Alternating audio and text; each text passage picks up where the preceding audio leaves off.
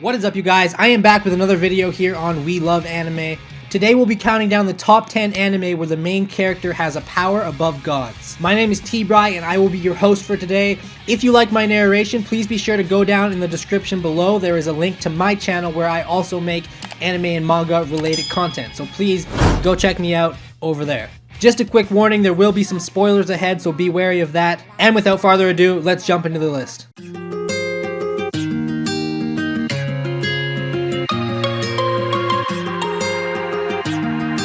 Alright, starting the list with number 10, Gin no Guardian. High school student and gamer ᴛᴏᴘᴘ Riku attends the prestigious Shinryu Private Academy, a school for the elite and the children of the wealthy. But rich and wealthy are not words that describe ᴛᴏᴘ at all. In fact, he is dirt poor and must work many part-time jobs to pay for his tuition. During one such job, he dives into a pool to save his pet cat, fully aware that he cannot swim. Luckily, he is saved by Rei Riku, the beautiful daughter of a game developer, and he falls in love with her. But he is also drawn to another girl, a new friend he meets in Dungeon Century, his favorite online RPG. But when the game is scheduled to shut down, he knows his adventures with her will soon end. However, the day after the game shuts down, he finds out that Rei and the online girl are one and the same. Soon after, Rei gives ᴛᴏᴘ a new game meant to replace Dungeon Century, a tomb raiding game called Gravebuster. But when Rei is suddenly kidnapped, ᴛᴏᴘ is pulled inside Gravebuster to save her. At number 9, we have The Disastrous Life of Saiki K. To the average person, psychic abilities might seem like a blessing. For Kusuo Saiki, however, this could not be farther from the truth. Gifted with a wide assortment of supernatural abilities ranging from telepathy to X-ray vision, he finds this so-called blessing to be nothing but a curse. As all the inconveniences his powers cause constantly pile up, all Kusuo aims for is an ordinary, hassle-free life. A life where ignorance is bliss. Unfortunately, the life of a psychic is far from quiet. Though Kusuo tries to stay out of the spotlight by keeping his powers a secret from his classmates, he ends up inadvertently attracting the attention of many odd characters, such as the empty-headed Riki Nendo and the delusional Shun Kaido. Forced to deal with the craziness of the people around him, Kusuo comes to learn that the ordinary life he has been striving for is a lot more difficult to achieve than expected.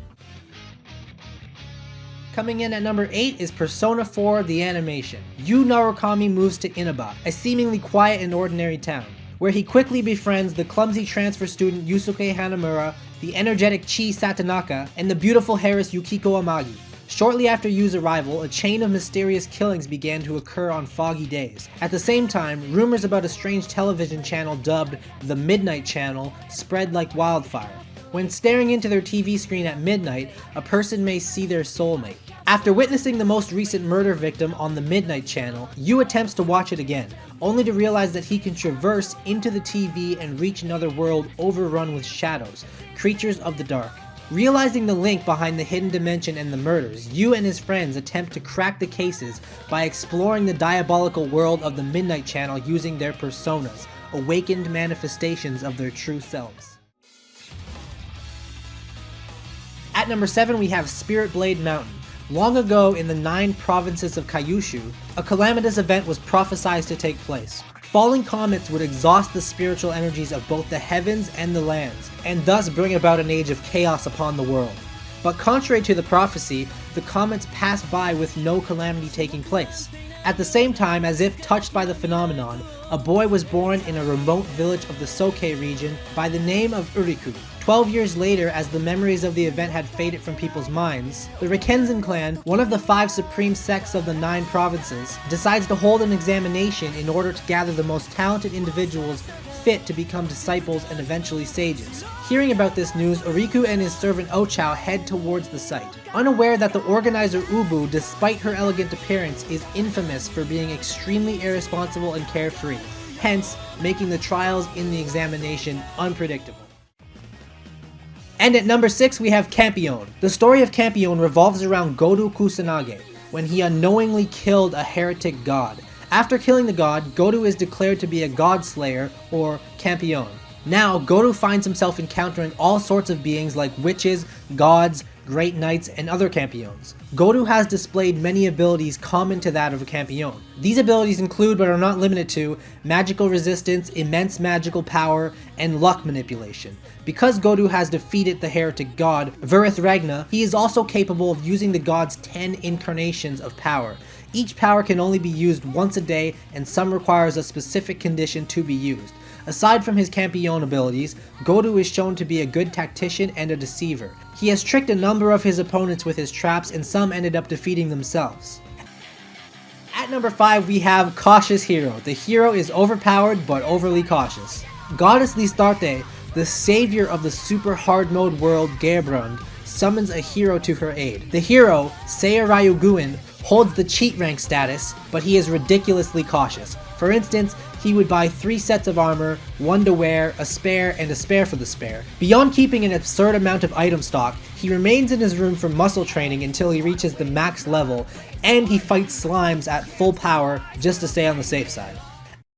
At number 4, we have Problem Children Are Coming From Another World, aren't they? 3 gifted children, Samaki Izuyoi, Kodo Asuka, and Kasukabe Yo, are blessed with tremendous psychic powers. One might think that this might make their lives more exciting, but the kids just found it too boring.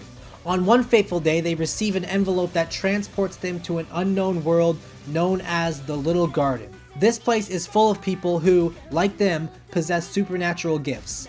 It is farther revealed that they were summoned by a member of a fallen community who calls herself Black Rabbit, in order to help them defeat the tyrannical Devil King. Izuyoi Sakamaki is a very powerful Esper because of his mysterious ability called Code Unknown. Not much is known about his ability aside from its devastating effect to nullify and destroy other people's gifts. Aside from his powerful gift, he also displays tremendous strength and speed.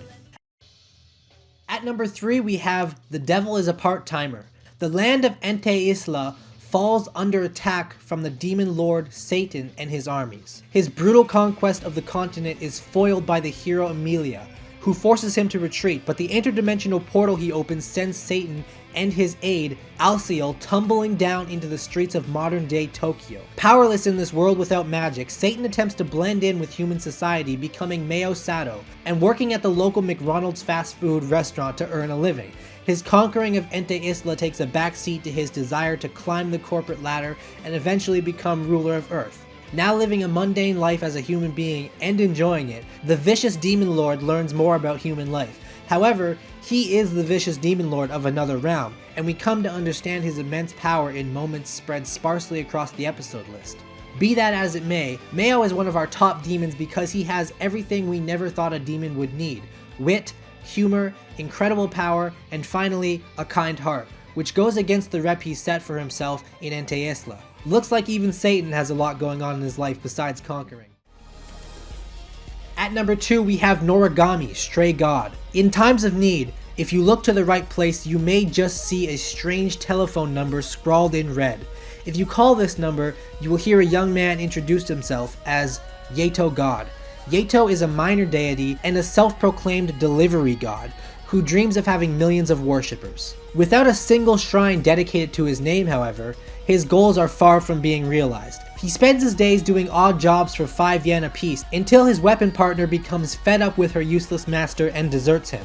Just as things seem to be looking grim for the god, his fortune changes when a middle school girl, Hayori Iki, supposedly saves Yato from a car accident, taking the hit for him. Remarkably, she survives, but the event has caused her soul to become loose and hence able to leave her body. Hiyori demands that Yato return her to normal, but upon learning that he needs a new partner to do so, reluctantly agrees to help him find a new one. And with Hiyori's help, Yato's luck may finally be turning around. And finally, at number 1, we have Overlord. Momonga is a high-level undead spellcaster in a dive massive multiplayer online RPG called Yggdrasil. And he's one of the most powerful players, possessing powerful spells and commanding powerful NPC servants. His reign will soon come to an end after the popular MMO finally closes its servers. Momonga remains in the server until the expiry date, but instead of getting logged out, he is transported into an unknown world as his undead avatar. Unable to log out, Momonga organizes his now sentient NPC servants to scour the land for clues and signs of other people stuck in the world like him. Overlord is like watching an evil villain planning to conquer the world through fear and despair, using his demonic magic with the aid of his army of powerful demonic minions. Instead of telling the story through the lens of the weak humans, Overlord tells the story focusing on the demons themselves, They kill, they consume human flesh, but at the same time, they're very likable due to their colorful personalities. You just can't help but cheer them on in their conquest to rule the world. Alright, and that is going to be it for the list. Thank you guys so much for watching this video.